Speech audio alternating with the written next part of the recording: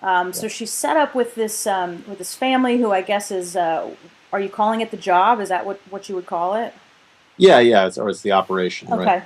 And the one thing I have to honestly say that I have not figured out yet is what this older gentleman's thing is, or am I not supposed to know that yet? That's right. You're not supposed to know that, Okay. and that's we know he's bidding on this dam, this billion-pound dam that he wants to own in Pakistan, but we don't know why. Why is this guy, this criminal past in London with the docks?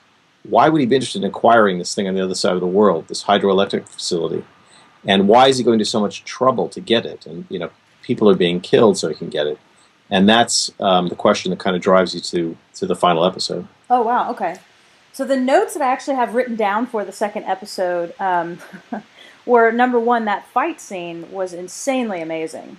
Oh, good, thanks. And I can't imagine how much time that and care that took to do something that extravagant, um, but still seems to be a really central part of the story. Is this sort of side story of someone chasing her and wanting her dead, or maybe it's not the side story, maybe, but it feels kind of like that it is because of this other world that she is so entrenched in. Yes, that's absolutely right. There's sort of parallel stories that are going on. There's the operation involving the Turner family, and then there's this question of the people trying to kill her and why are they trying to kill her and who are they? And that fight scene was a huge deal, and she prepared for it for months, and it took all day to shoot. So it was 10 hours of doing that same thing over and over and over again. Um, and it's physically and emotionally exhausting actually for Melissa because she's feeling it. And that's one of the things I like about the way she plays fight scenes is you see the distress in her face.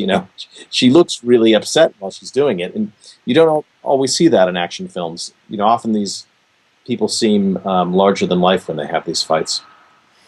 Yeah, I guess that's the difference between film and TV. Is in a film, who knows how long they take to do that, but you're probably on such a time crunch that it's like, we if we don't nail this today, then that's that.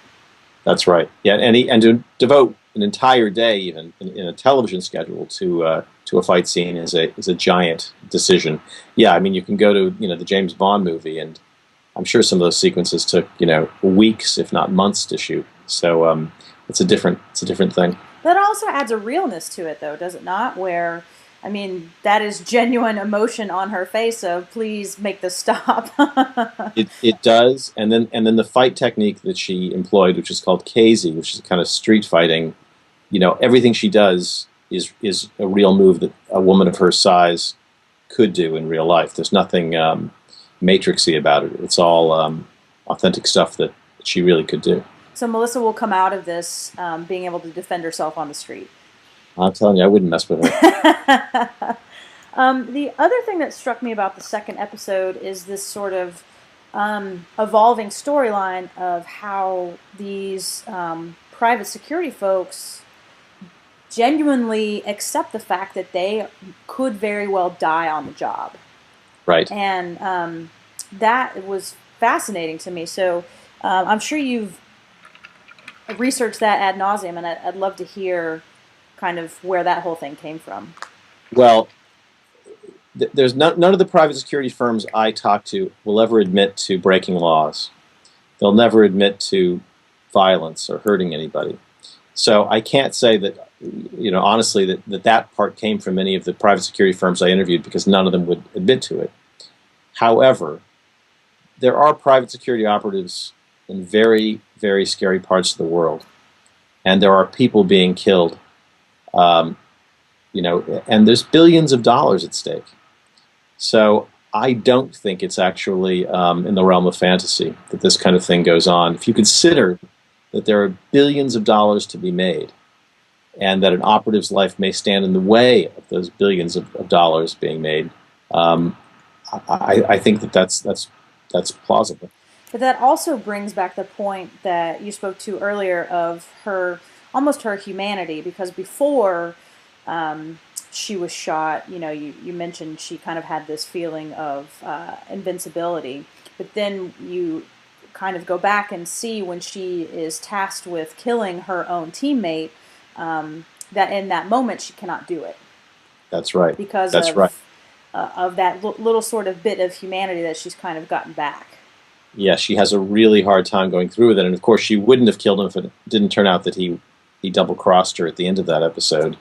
And that was an interesting storyline for us because, I don't think the audience expects that Sam's going to end up really killing one of her own team members. And that was a nice twist. Just shows how dangerous this world is pretty early on in the series. And then that kind of rolls on to the third episode, and the one note that I have written down in my book here is that the story really starts to come together at this point because the threads are starting to intertwine. It reminds me a lot. Did you ever see the show Damages? I did see Damages, no. Well, I think that this was about the time when American television was finally starting to move towards this format of we can kind of really do an entire season of TV and string it all together. And that really, it really reminds me of that where you have this great amount of time because you get, an extra 15 minutes or something insane like that? Yeah, and on the BBC. All of these sort of threads are really, especially at the end of the third episode, you feel everything is really starting to come together. Well, just wait till episode 5. If your brain can handle it, because what's happening is it's like this funnel. It's getting wider and wider and wider with more information. And then in episode 5, it reaches its widest point. And you learn the full scale of what's going on. And then it's going to start to narrow and narrow and narrow until you get to episode 8, to the end.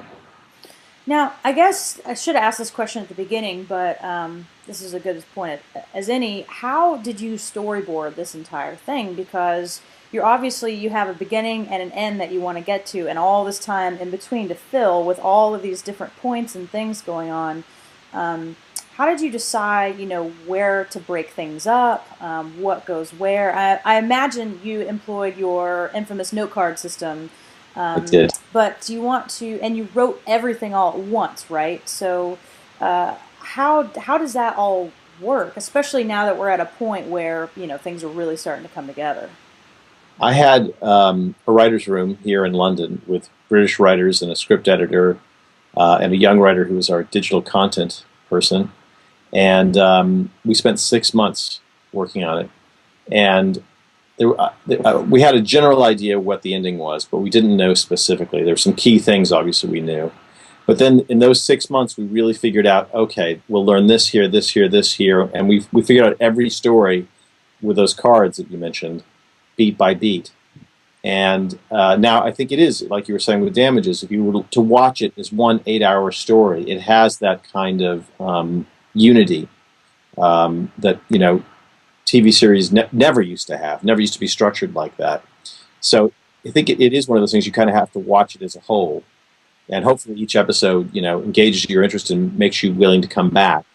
But there's so much you don't know for so long. Like I say, it's not really episode 5 you really have sort of everything you need to know to then drive you to the end. Well, that's the great thing, for me anyway, about television like this, as it starts to really emerge as almost its own format. And I wonder if 24 was really sort of the where this all began, where especially here in America, people realized that you could string all of this together and people would stick with you. You know what I mean? But there's almost now you want to watch everything twice because it's fun to watch it the first time and have that end and that suspense, and then it's really fun to go back and watch it all together in one chunk and pick those. And how it's going to end, but you can go back and pick out those little bits that you may have missed the first time around, or the foreshadowing that starts to make sense. So that to me is really, really exciting. No, and I did have the luxury of, because we hadn't shot, I knew what the ending was before we started filming. And so I could go back and make sure that the early scripts contained all the clues about where we were going. And that's like when we were doing X-Files, you'd have like a clue in season 2, and then you may not pick up on it again until season 4 or 5, and you may not have known you were going to pick up on it again because obviously back then we just didn't have the luxury. We had to, we had to make it up as best we could as we were going along. But television has changed now, and you can actually approach it as if it were one big whole that has that unity of purpose, which is really pleasing for a viewer. So, is there anything that you want? I know that we're going to talk again after episode 5 airs here in America. Has it aired in the UK yet, or is it going to this week? Episode 5 just aired last Thursday. So we'll keep it spoiler free for our friends here in the States. But is there anything that you would want to tease or talk about as we go into these episodes 4 and 5? Well, I mean, just that people know episode 5 is going to change a lot. I mean, a lot of what you think you know right now is going to be turned on its head by the end of episode 5. So, if I say more than that, it'll spoil it. So, big climax in episode 5. Yes, lots of them actually. Okay. Well, now you've got me really, really excited. So, I guess that will be not this Friday, but the next. That's right. Here. Okay. Episode 4 is very exciting as well, but episode 5. Yeah. Not to downplay poor episode 4. Okay, well, I'm glad that we got to chat. I'm sure people will really enjoy kind of walking along through this with you as they view it. So this is a kind of a great added bonus that maybe we'll have to sell to HBO or Cinemax as some DVD extras. But I like the way you're thinking. I'll try any way I can to make a dime. Okay. But thank you so much, and we'll chat in a couple weeks. Okay. All right. Thanks, Alice. Bye-bye.